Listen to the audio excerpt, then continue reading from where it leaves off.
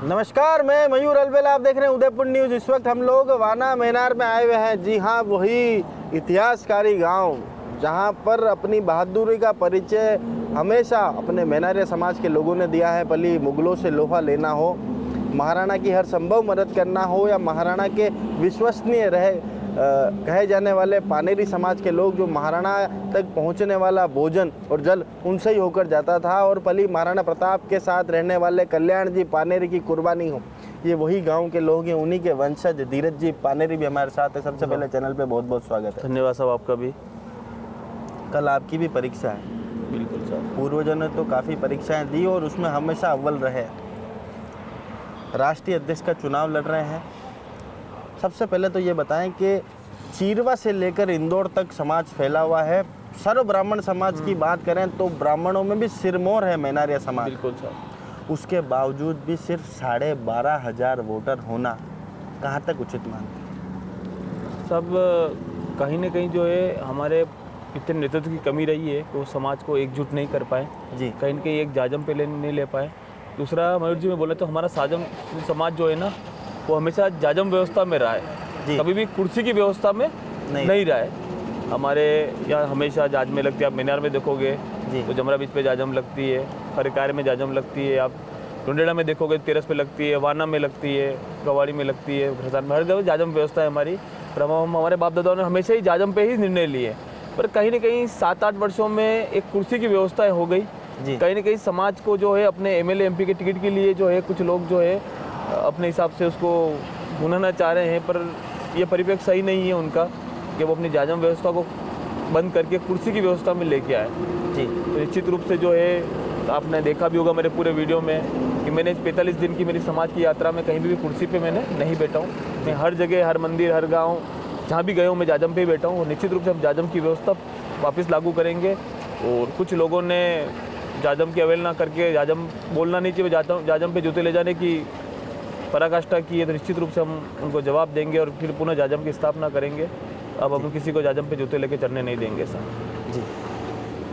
आप बताएं कि युवा हैं और आपके चुनाव में जैसे ही एंट्री आपने ली, उसके बाद एक यूँ कहें कि भूचाल सा आ गया। युवा जो अब तक मतदाता सूची में नहीं थे, उन्हें कहीं ना कहीं अब अफसोस हो रहा है कि हम मतदाता सूची में क्यों नहीं। क्या ये चुनाव युवा वर्सेस बुजुर्ग है? क्या इस बात से सहमत हैं या खंडन करते हैं? साहब, मैं पूर्ण रूप से खंडन करता हूँ। पहली बात तो कि युवा, आप युवा की क्या उम्र मानते हो साहब? मयूर जी, मैं आपसे पूछता हूँ, युवा की क्या उम्र मानते हो? युवा तो हर वो व्यक्ति है जो आज भी अपना काम स्वयं कर रहा है, किसी पे निर्भर नहीं है, वो युवा। फिर भी अपन अगर सरकार की परिवेश माने तो युवा किस उम्र तक मानते हैं? 35-40 साल तक की उम्र तक। मेरी 42 साल की उम्र है साहब। जी। तो युवा कहाँ हुआ हूँ मैं पूर्ण परिपक्व हूँ। जी। तो मैं परिपक्व इंसान हूँ, इसलिए ऐसा नहीं है कि युवा, हाँ युवा जो है मेरा बल है, मेरा आत्मविश्वास है, मेरा सहयोग है। तो मेरा मार्गदर्शन और मेरी प्रेरणा जो है हमेशा मेरे समाज के बुजुर्ग रहेंगे, जिन्होंने हमारे समाज का नेतृत्व किया है और जो क्षमताएं रखते हैं जाजम पे समाज को पुनः एक नए परिप्रेक्ष्य में लाने के लिए। हमारा आदर्श वो है और मेरा बल जो युवा है, और मैं मध्य में हूँ साहब इन दोनों के। अच्छा, आप एक बात बताएं कि समाज में जो चुनाव है उसका कार्यकाल 3 वर्षों का होता है। बिल्कुल।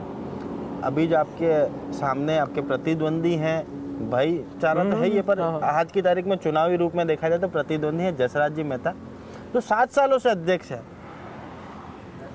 इसको कहाँ तक उचित मानते हैं? और जो एक संविधान बना हुआ है उसकी अवहेलना जो हुई है, उसको लेकर क्या कहेंगे? देखिए साहब, चाहे देश हो या समाज हो, चलता तो विधान से ही है, नियमों से चलते हैं। कहीं ना कहीं नियमों की अनदेखी हुई है।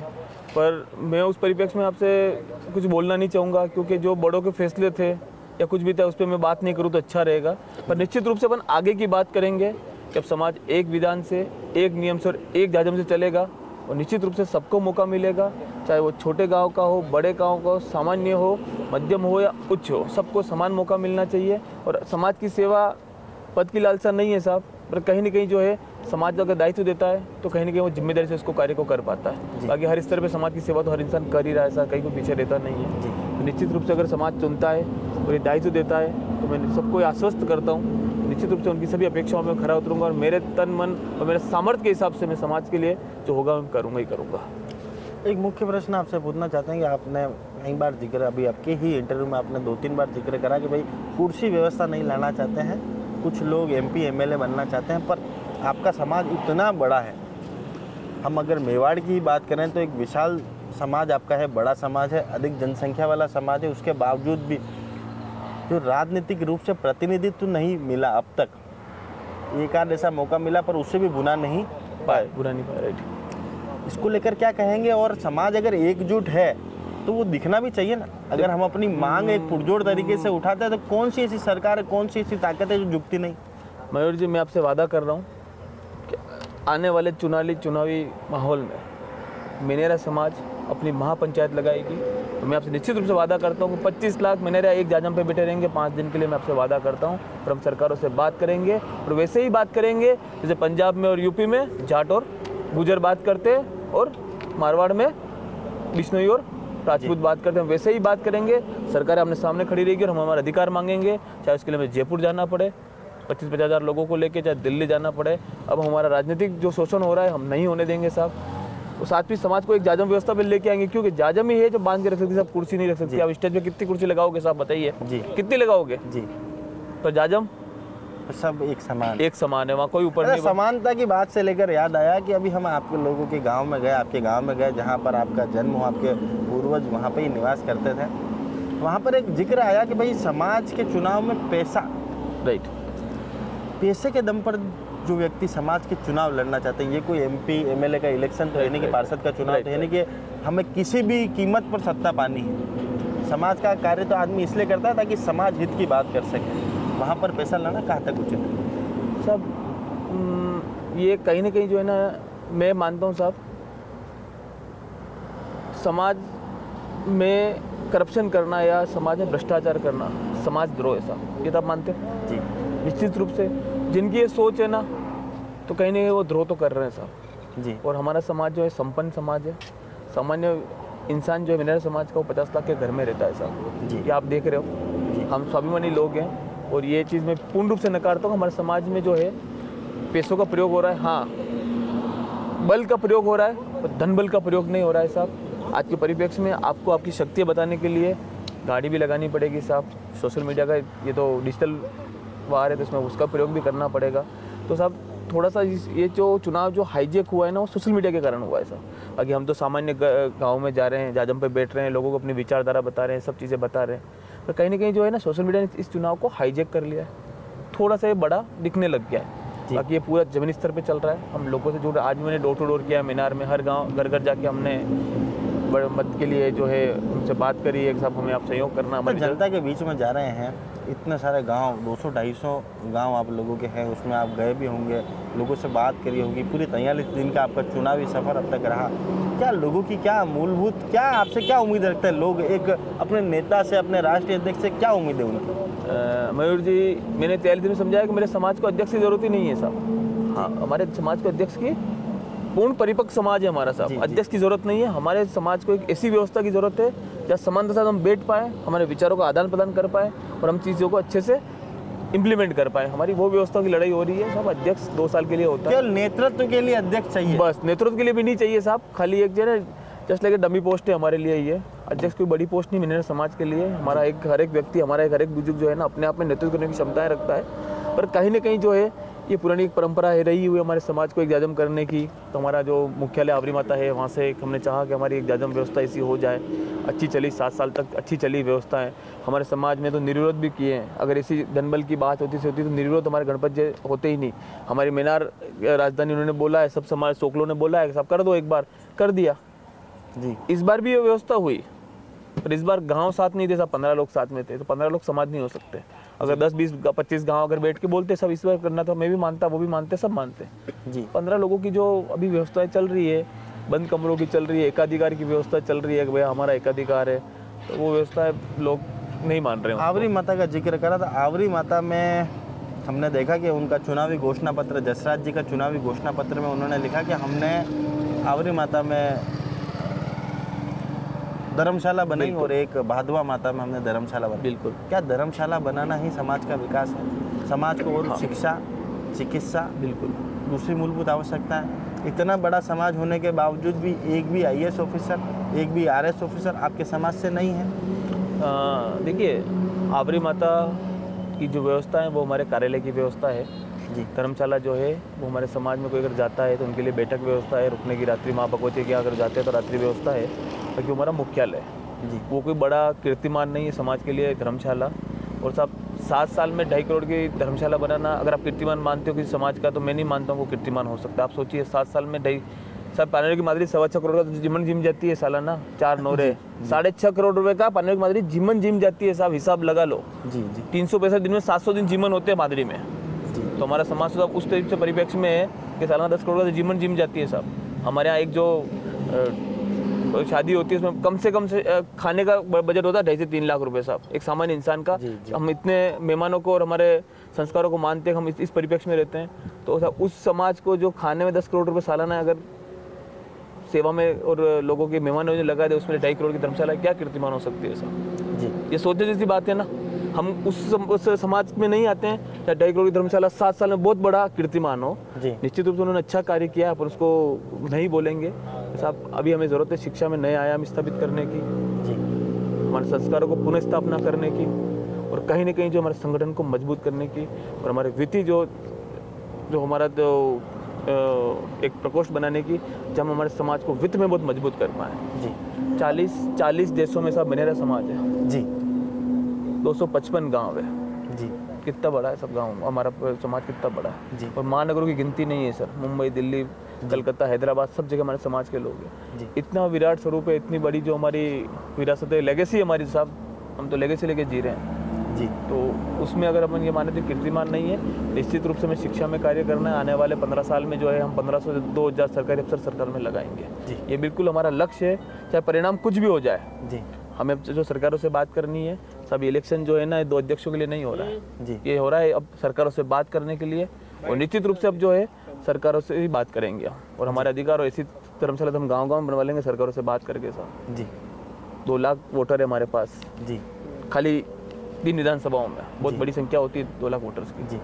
उसी परिप्रेक्ष्य में बात करेंगे अब सरकारों से बात करने की ही अच्छा, मुख्य प्रश्न, महिलाओं को अब तक जो हम देखते हैं कि कोई राष्ट्रीय परिप्रेक्ष्य हो या फिर शहरी निकाय के चुनाव हो, हर जगह महिलाओं को बराबरी का मौका दिया जा रहा है, और जब आपके समाज की बात आती है तो महिला वोटर भी नहीं।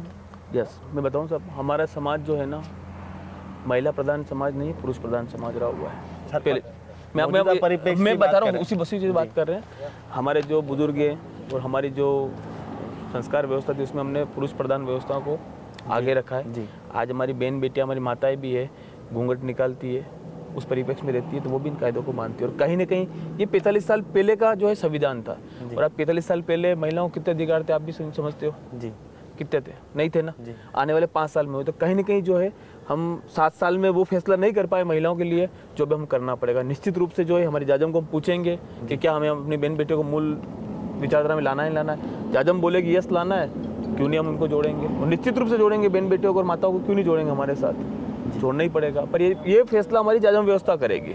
जाजम को लेकर काफ़ी मतलब अब वो हैं लगे हुए हैं, जाजम शब्द से काफ़ी प्रेम है और जाजम व्यवस्था पर आमदा है आप। बिल्कुल जी साहब, देखिए आमदा क्यों है इसका बात बताते हैं। मीनार में जो चोरी करता थी वो जाजम से शुरू हुई, हमारे बाप दादा ने कहा शुरू करी। जाजम पे बैठे और मुगलों से युद्ध करने की बात ठानी है।